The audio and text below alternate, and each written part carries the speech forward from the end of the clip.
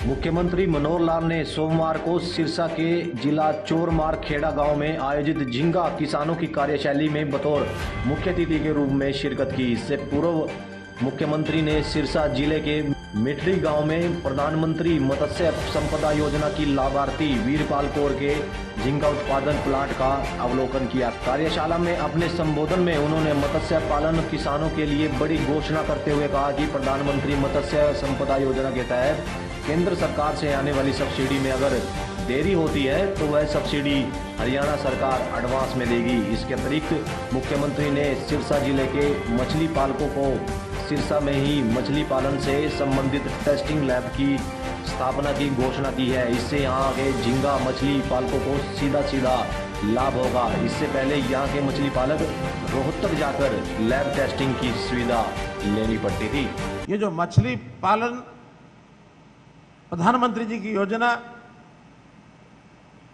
इसका जो देख करके मन को एक प्रसन्नता हुई, एक संतोष हुआ कि एक साधारण किसान अपनी फसलों में से बहुत अधिक कमाई नहीं कर सकता, लेकिन ऐसे उद्योग, चाहे वो मछली पालन हो, चाहे वो खुम्बी का काम हो, चाहे वो डेयरी फार्मिंग हो, इस प्रकार के जितने भी उद्योग हैं, जितना कृषि का ये अपने प्रकार के ये प्रकल्प है, इसमें मुझे लग रहा है सबसे बढ़िया ये मत्स्य पालन का उद्योग मुझे लगा है, सबसे उत्तम लगा है।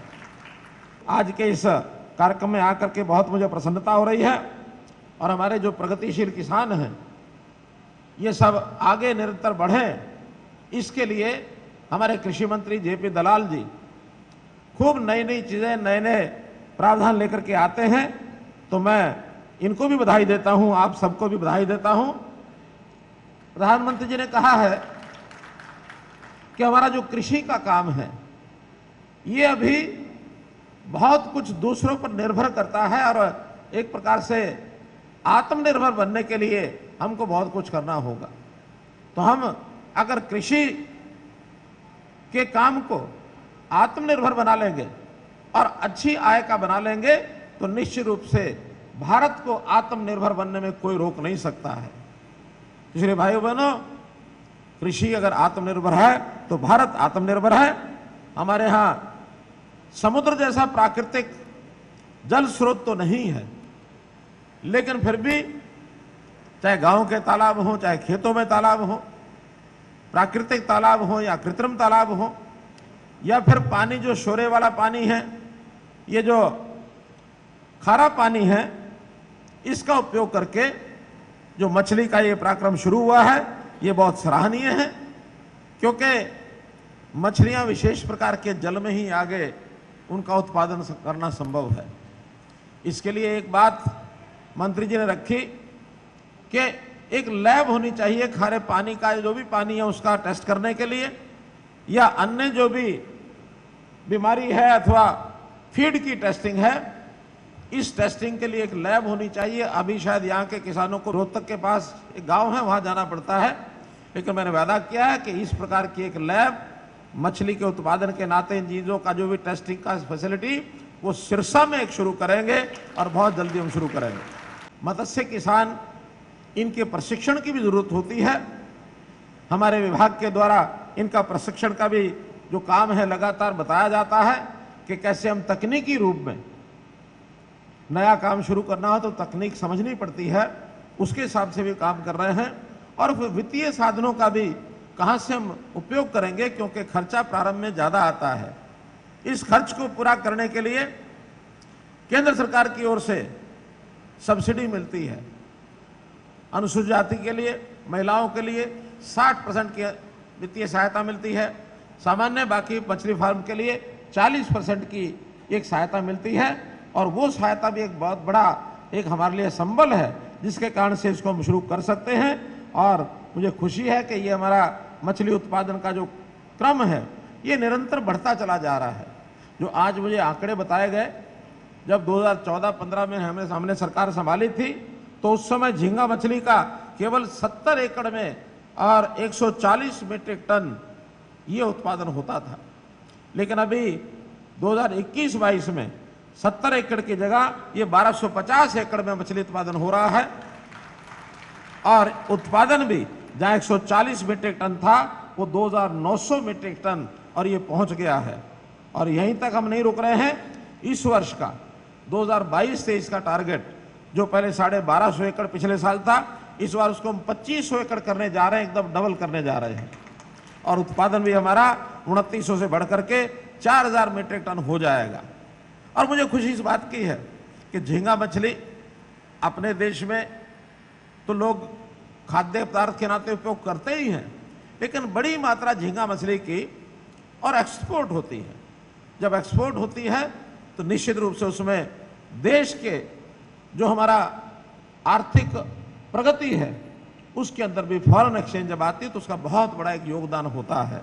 तो इसके लिए प्रधानमंत्री जी ने भी मत्स्य पालन के ऊपर बहुत बड़ा एक ध्यान दिया है। प्रत्यक्ष वो स्वयं इसका मूल्यांकन करते हैं कि किस प्रदेश में कितना आगे बढ़ रहे हैं हम लोग।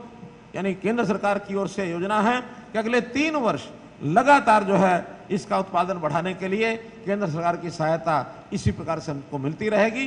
तो नए नए किसान इसमें आने चाहिए। हम जो अपना काम कर रहे हैं, साथ में जो और किसान हैं उनको भी हम इसके लिए प्रेरित करें कि इस काम में वो आगे आए। प्रदेश सरकार की ओर से हर प्रकार की जो सुविधा है वो उनको सब मिलेगी। वैसे तो अन्य प्रकार का जो मछली का उत्पादन है वो भी हमारे यहाँ पर्याप्त है।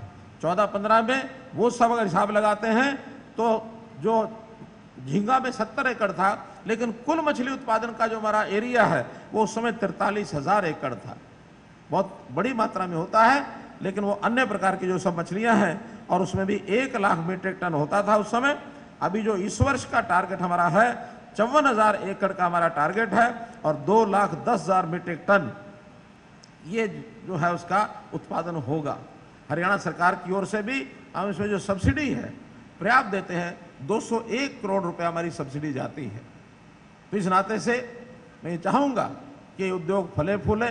इसमें बैंकों को भी हम कहेंगे वो भी सहयोग का हाथ आगे बढ़ाएं और उसमें हम अपनी इनकम के हिसाब से जितना ज़्यादा से ज़्यादा उसको फैलाव कर सकते हैं, एक्सपेंड सकते हैं, उतना एक्सपेंड करें। और 1 साल 2 साल हमारी आवश्यकताएं तो फाइनेंस से पूरी होंगी। बाद में जो अपनी इनकम होती है हम चाहेंगे कि उस इनकम के माध्यम से हम बाकी भी जो फिशरी के किसान हैं उनको आगे बढ़ने में भी थोड़ा बहुत उनकी सहायता सहयोग करें ताकि वो लोग आगे बढ़ पाएँ। जहाँ तक बीज का उत्पादन है हमारे मत्स्य का, इसके लिए भी हमारे 15 केंद्र और वो इस समय हरियाणा में चल रहे हैं। जो झींगा के अलावा जो बाकी अन्य प्रकार की जो स्पीशीज की मछलियां हैं उनका उत्पादन होता है। लगभग 1928 लाख मत्स्य बीज उत्पादन ये भी हो रहा है। अगले वर्ष में इसका जो टारगेट हमने रखा है वो 25 लाख मत्स्य बीज उत्पादन का ये हमने रखा है। इसलिए कोई कमी आपको इन चीज़ों में हरियाणा सरकार की ओर से नहीं आएगी।